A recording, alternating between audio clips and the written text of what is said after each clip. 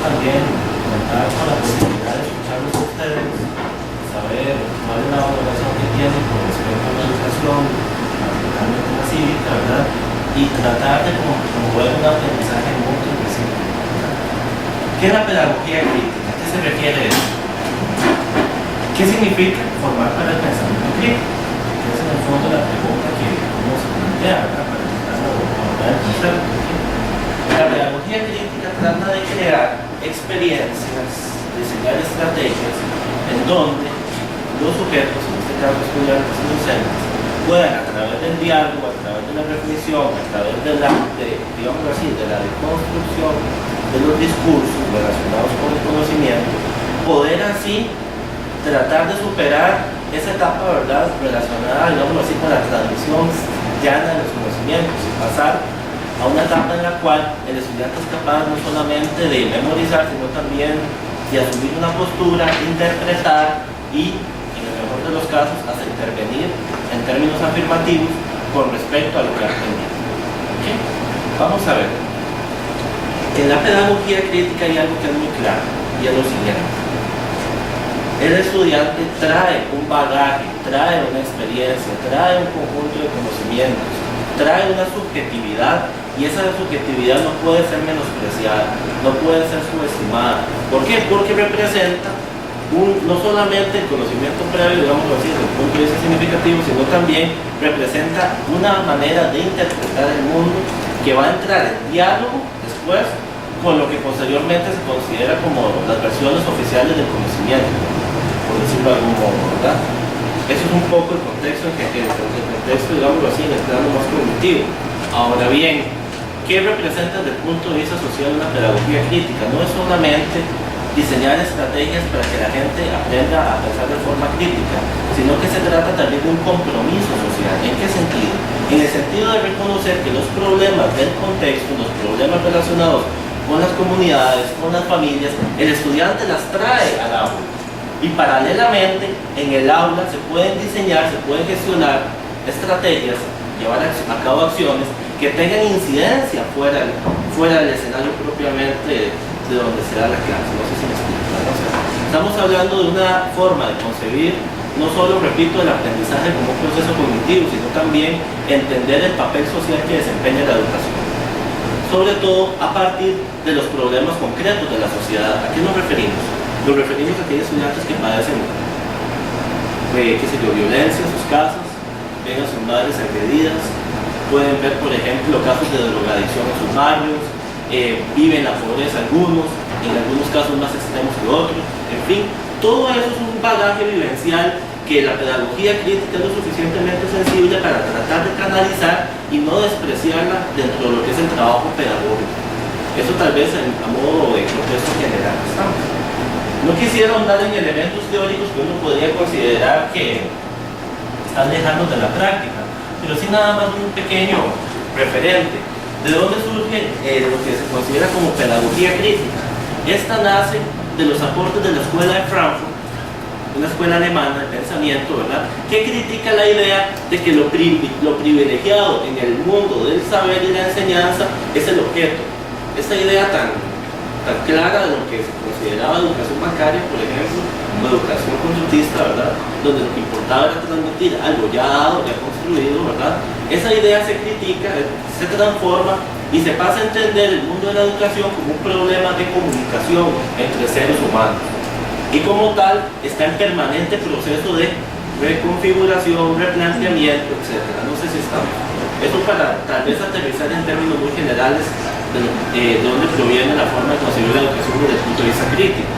Más adelante, ese tipo de pensamiento lo va a desarrollar Paulo Freire en sus experiencias en el Brasil, en el África y en otras partes del mundo. Y más adelante, llegando casi que a finales del siglo XX, la pedagogía crítica se va a expresar en muy diversas corrientes, ¿verdad? En términos generales, ahí se les ofrece una forma de tratar de concebir en la práctica cómo gestionar o cómo tratar de construir pensamiento crítico. En el fondo es una alternativa, no se trata de una receta, pero sí se establecen momentos para poder irle dando forma a eso que se considera pensamiento crítico. Iniciamos con una fase de diálogo inicial, valga la redundancia, en donde el docente intenta romper el hielo, desarrolla o trata de desarrollar estrategias para vencer la cultura del silencio, que en algunos casos ha sido la tónica dominante en el bagaje del estudiante, ¿verdad? Y lo hace a través fundamentalmente del diálogo, de la conversación, de procurar que sea el estudiante mismo quien comunique sus propias experiencias, su forma de entenderse a sí mismo y al mundo que le rodea, para efectos de posteriormente tener las bases para que este sujeto pueda expresarse sobre cosas más amplias. Es así como se parte, no sé si estamos claros. El sujeto parte hablando de sí mismo para posteriormente hablar de cosas más amplias. Eso es un poco la tónica que nosotros consideramos que es importante en el diálogo inicial. Allí el docente tiene que tomar nota, tiene que tomar apuntes directamente, ¿verdad?, de los discursos del estudiante, cuáles son las palabras más recurrentes, y posteriormente indagar en el significado de las mismas.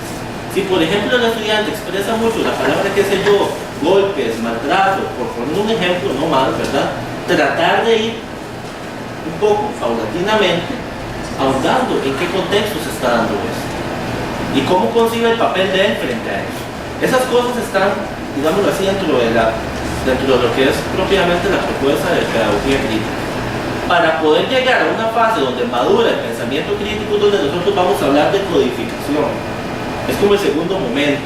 En ese segundo momento, ya el docente cuenta con una concepción más amplia de lo que piensa el estudiante, de lo que dice, de lo que sabe, y lo va a cotejar, lo va a comparar y va a generar un espacio en el cual se van a contrastar discursos. Se van a desarrollar estudios de caso, se va a analizar información de periódicos, se va a poder analizar videos, se van a poder, en fin, desarrollar toda una serie de herramientas que son muy variadas, ¿verdad?, para efectos de que el estudiante sea capaz de decir, bueno, esto es lo que pienso yo, y paralelamente está lo que piensa el video. Ahora bien, del encuentro de esto con lo otro, ¿qué surge? Es así como progresivamente se va dando la codificación. Es la etapa en la cual se madura el pensamiento crítico. Sin embargo, no nos quedamos ahí. Avanzaríamos hasta un tercer momento, que digamos es de enorme importancia, ¿verdad?, el cual es la descodificación. En la descodificación, lo que nosotros nos vamos a encontrar es la necesidad de que el estudiante trate de llevar a la praxis, es decir, a la práctica, aquello que ha aprendido críticamente, de modo tal que sea un aprendizaje para la vida, que no se quede simple y sencillamente en el acto de criticar, sino que también sea constructivo, que también sea propositivo. Y en ese sentido es donde surge, repito, la fase de la descodificación. ¿Cómo entender eso? Bueno, la evaluación vendría dentro de esa concepción pedagógica, ¿verdad?, a caber dentro de ese espacio. ¿Okay?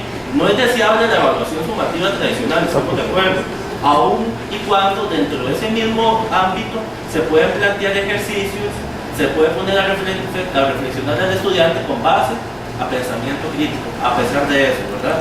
Pero, digámoslo así, una opción más atractiva podría representar estos proyectos de ética, estética y ciudadanía, que de alguna u otra forma, si bien son como una caja de Pandora, pueden dar lugar a generar experiencias de esa naturaleza, en la cual los estudiantes no solamente se queden en el plano del aula con respecto a lo que es su producción o lo que es su aprendizaje, sino que puedan compartirlo, puedan de alguna u otra forma difundirlo, darlo a conocer a la comunidad,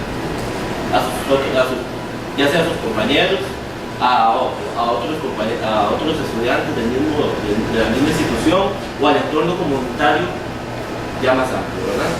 No sé si me explico. O sea, esos son los tres grandes momentos que de alguna u otra forma hemos tratado de proponer para darle un sentido práctico a lo que la teoría resulta muy sugerente. Es una alternativa, de fondo no se trata tampoco, repito, de una receta, pero está como una opción pedagógica. ¿Okay?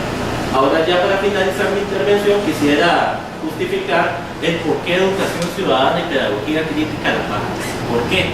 Porque estamos entendiendo la cívica ya no como aquella colección de historia, de datos relacionados con la historia y los valores patrios, que muchas veces tendían a reducirse al pasado per se, sino que ahora lo que se está tratando es de formar al estudiante para el presente como ciudadano. Es decir, aquí se eleva la categoría del sujeto. Esa concepción de decir que solo ciudadano aquel que tiene más de 18 años en la práctica es algo que resulta muy difícil de asumir. ¿Por qué? Porque el estudiante tiene vida pública, comparte con sus vecinos, puede ser, tiene amigos fuera del colegio, en fin, desarrolla una vida que es de carácter público. ¿Y qué es la educación cívica? Es el estudio de la vida pública, fundamentalmente. ¿Okay? Aquí nosotros, por eso, hemos tratado de desarrollar una visión de educación cívica cercana a esa concepción, y que, dicho sea de paso, coincide con muchos de los contenidos curriculares de la educación cívica, como seguridad vial, seguridad ciudadana y toda una serie de elementos más que son de corte del presente. A eso vamos, ¿verdad? Y es que ciertamente estamos muy claros en el sentido, ¿verdad?, de que para que haya ciudadanía debe existir también formación de tejido social. ¿A qué me refiero? Me refiero al hecho de que si no se generan relaciones de identificación entre los sujetos, entre los individuos, muy difícilmente vamos a poder hablar de una ciudadanía. Tendríamos sumatoria de individuos, sí, pero no tendríamos una sociedad ciudadana. Y ese es uno de los principales problemas que se está dando en medio de un mundo en donde están privando relaciones muy individualizadas, por un lado, despersonalizadas en muchos casos, y en donde hay una despreocupación con respecto al sufrimiento del otro, a qué puedo hacer yo para poder mejorar las condiciones de vida de aquel que está sufriendo. En fin, toda una serie de elementos que deben ser tomados en cuenta en el diseño de una educación ciudadana. No sé si es un término general para tener presente a qué nos referimos con educación cívica. Yo les traigo una presentación, pero creo que más bien así, hemos logrado en este ratito, ¿verdad?, poder sintetizar un poco mejor.